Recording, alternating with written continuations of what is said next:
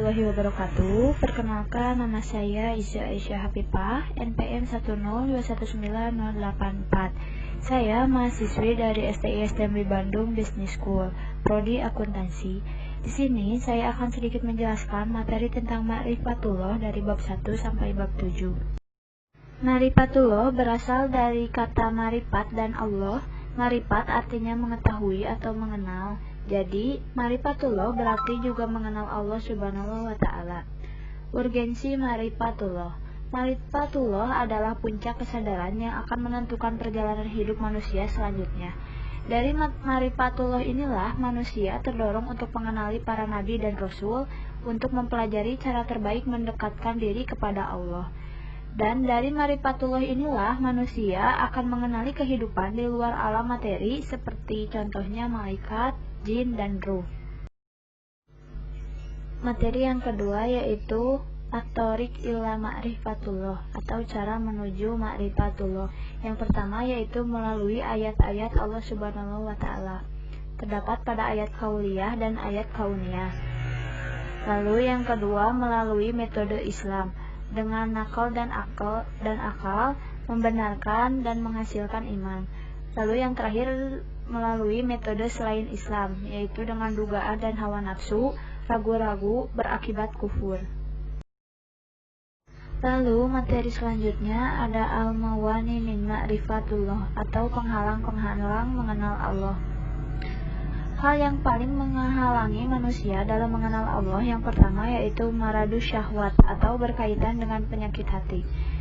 Penyakit hati ini berupa hawa nafsu dan kesenangan serta perilaku yang tidak terpuji, seperti contohnya kezoliman dan kesombongan.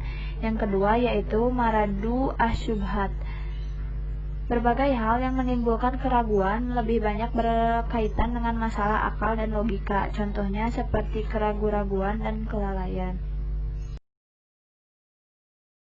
Materi yang keempat yaitu ada al-adillah ala wujudillah, atau bukti keberadaan Allah.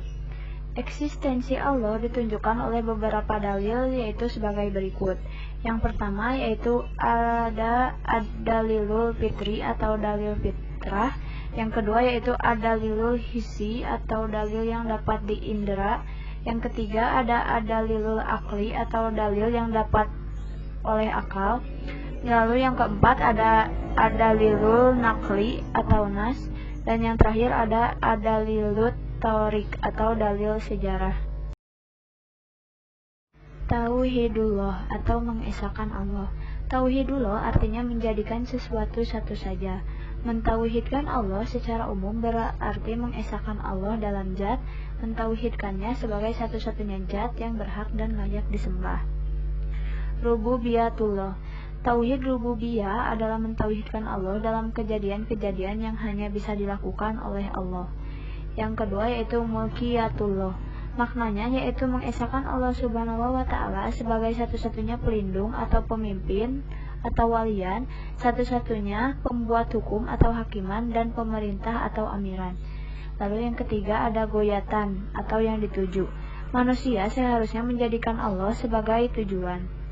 Dan yang terakhir ada ilahan ma'buda, atau Tuhan yang disembah. Makna dari ilahan ma'buduza, Tuhan yang disembah, ini menjadikan indikasi bahwa hanya Allah sebagai satu-satunya yang wajib disembah dan diibadahi. Dan materi yang terakhir yaitu ada al-hayah fi jilali tauhid, atau hidup di bawah naungan tauhid. Yang pertama yaitu mentauhidkan Allah. Ada zat atau esensi Allah Ta'ala adalah zat yang maha sempurna. Lalu yang kedua ada sifat. As-sifat atau sifat, dan al-asma atau nama-nama Allah Ta'ala adalah sifat dan asma yang maha sempurna. Selanjutnya ada nama-nama, hanya milik Allah Asma'ul Husna. Dan yang keempat ada af'al atau perbuatan. Allah Ta'ala juga memiliki kesempurnaan dalam al-af'al atau perbuatan. Lalu yang kedua yaitu ada macam-macam tauhid. Tauhid secara bahasa Arab merupakan bentuk masdar dari fi'il wahadu yuwahidu dengan huruf ha ditasydid, yang artinya menjadikan sesuatu satu saja. Macam tauhid yang pertama yaitu ada asma wa sifat, yang kedua ada rububiyah, ketiga ada mulkiyah, dan yang terakhir ada uluhiyah. Kalimat la ilaha illallah. Inti kalimat ini adalah ikhlas, yakni melepaskan diri dan menjauhi tauhid dan beribadah hanya kepada Allah saja.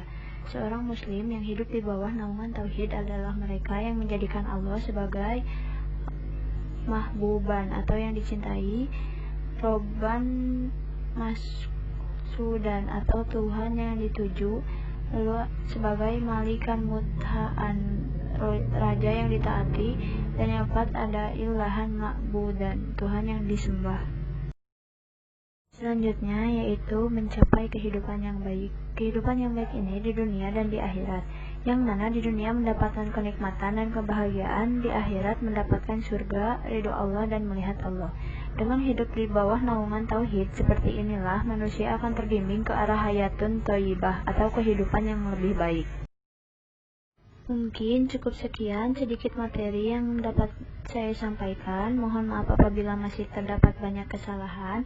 Wassalamualaikum warahmatullahi wabarakatuh.